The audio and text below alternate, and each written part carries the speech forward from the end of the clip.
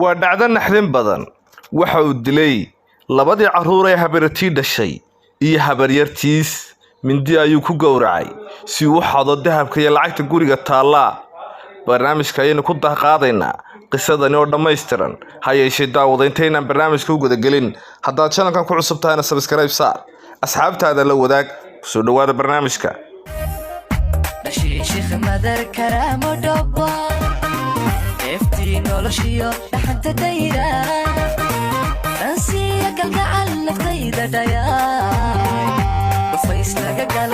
waa qiso naxdin leh oo ka dhacday dalka Masar. waa hooyo labadeedii carruura iyo wiil walaasheed dhashay gowracday. hooyadan waxay tiri wiil walaashay dhashay oo aan isla soo kornay ayaa jiray. maalin ayuu hooyadiis iyo aabihiis ku yiri waxaan rabaa inaad ii guurisaan oo guri xaas aan yeesho. guri xaas aan yeesho ayaan doonayaa.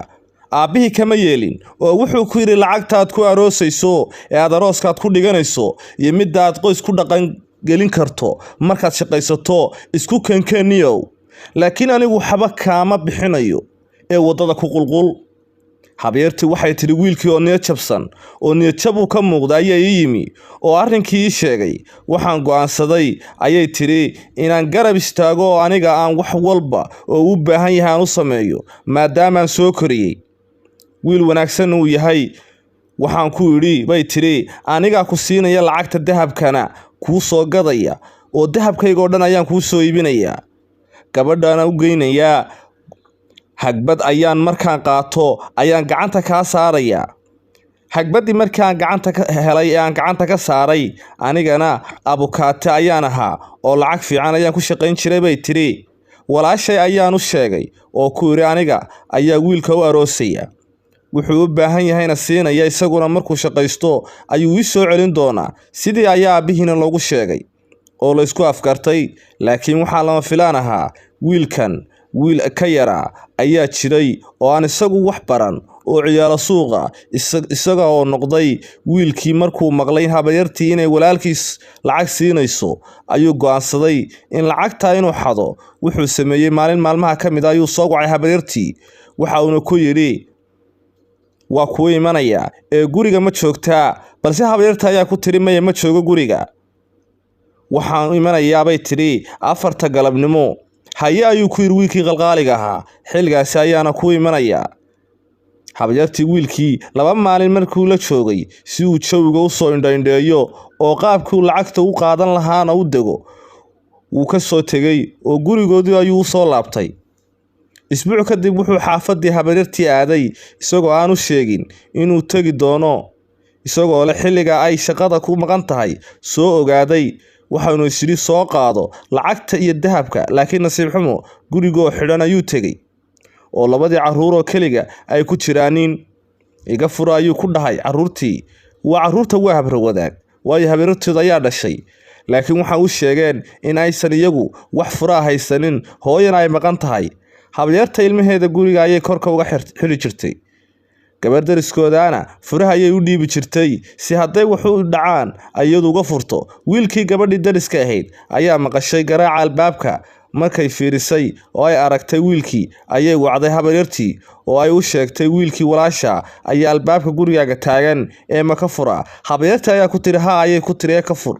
maxaa yeelay wax shakiya kama qabo waa wiilkii walaashay ay dhashay.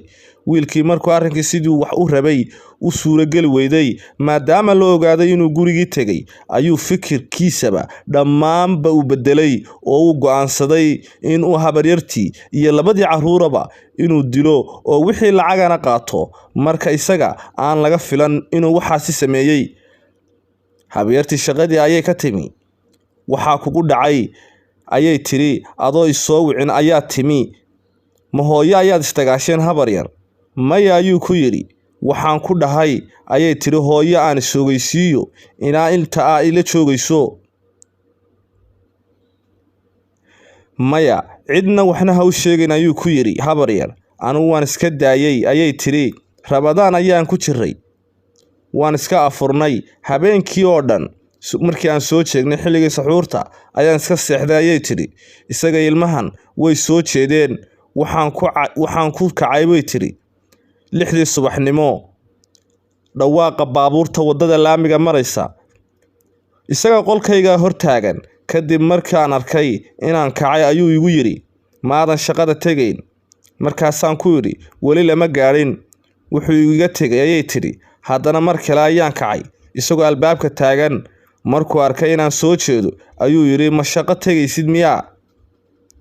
Waa 8 subaxnimo." Mar kale ayaan ku yiri, "Anigu xilli hore ma shaqo tago, welina lama gaarin waqtigii." Wuu iga tegay ayay tiri. Waqtigayga shaqada ayaan aad la gaadhay. Markii la gaaray ayaan soo kacay bay tiri. Waan isdiyaariyay, ilmahayga ayaan macasalaamayay oo waan shaqo tegay. Horey kamuu dilin gelinkii hore, way seexdeen. Mar ay 12 duhurnimo tahay ayay soo kaceen. Wuxuu isu diyaariyay siduu u dili lahaa gabadhii. Ayuu ku yiri, "Orod quraac soo samay, adi walaalka aad cunto." Wiilkiina wuxuu ku yiri, "Aan isla ciyaarno inta ay quraacda soo diyaarinayso walaasha." Haye ayuu ku yiri. Wiilkii yaraa labada gacan iyo labada lugood ayaan ka xiray. Ayuu yiri, "Marka adoo boodboodaya ayaad i soo qabane." Qolkii ayuu geliyay. Markuu xirxiray kadib ayuu sariirta dul saaray. Waana u gowracay ilmihii yaraa. Weliba caloosha ayuu midi ka geliyay oo calooshii ayuu ka soo riday. Busto ayuu ku soo daboolay. Qolkii ayuu ku soo xiray. Musqulka qolka ka soo horjeeday ayuu gacmihiisa isaga soo dhaqay. Dhiiggii iyo mindidii qolka albaabkiisa ayuu fariistay, isagoo ku sugeeyay gabadhii markii ay keento quraacdii uu diray isagu. Subxaanallah. "Maxamed, waan ciyaaraynay," ayuu ku yiri. Markii ay ku tiri gabadhii ay soo noqotay, "Adna kaalay nala ciyaar oo iska dhig quraacda." "Haye," ayay tiri. Sidii oo kale ayuu ugu xirxiray gacmihii iyo lugihiiba, iyada weliba indhaha ayuu ka sii xiray si aysan u arkin walaalkeedoo qalan, dhiiggiisiina u qaylin. Gabadhii qolkii ayuu iyadana geliyay. Labadii sariir dhexdood ayuu geliyay carruurtii. Kadib wuxuu sugay habaryartii oo shaqo ku maqnayd. Markay imaaday, albaabka ayuu hoos ka sii xirtay si uu u ogaado xilliga ay imaado. Markay timi ayuu hadal uga bilaabay, "Ilmihii hoos ayay ku ciyaarayaane, ma soo aragtay habaryartii?" Iyadoo xanaaqsan ayay tiri, "Yaa fasax ku dhahay? Soo ilmaha yaysan bixin kumaan odhanin. Maxaad u fasaxday?" "Waan ka gudbay," ayay tiri, "oo dharkii ayaan iska bixiyay." Musqul aan galay. Markaan ka soo baxay ayaan balakoonka istaagay oo ilmihii hoos uga wacay. Wax ii jawaabay ayaan waayay. Qolkii ayaan ka soo baxay ayay tiri. Waxaan arkay ayay tiri wiilkii oo qolkii ilmahayga hor taagan oo dhabarkiisa wax ku qarinaya. "Maxaad iga qarinay?" ayaan ku dhahay ayay ku tiri. Kadib ayuu yiri, "Waxba maxaan kaa qarin lahaa? Ma waxaad ka baqane inaan wax kaa xadayo? Orod oo soo fiirso dahabkaagii iyo lacagtaadii." Isagoo isleh ha aado meesha lacagtu ku jirto oo aad ogaatid, iyadana aad dishid, kadibna lacagta iyo dahabka aad qaadatid. Laakiin habaryartii waxay ugu jawaabtay, "Ilmahaygii ayaan kugu aaminay oo aan kaaga tegay. Ma lacag iyo dahab ayaan kaaga walwalaa." Markay saas tiri ayuu gacantii si toosa u soo baxshay oo ku yiri, "Mididan ayaan ka qarinayay oo waxaan ku dhahay, midida xaggeed ka keentay oo maxaad ku qabanaysay?" Wuxuu ugu jawaabay, "Markaan gurigeenii ka soo tegayay ayaan wiil isa soo dagaalnay. Mididan isaga ayaa lahaa oo waan ka soo qaatay." Haddaba daawada qisadan oo aad u dheer kama bogan karo ee qaybta labaad ayaan soo gudbin doonaa saacadaha soo socda ee ha moogaanin.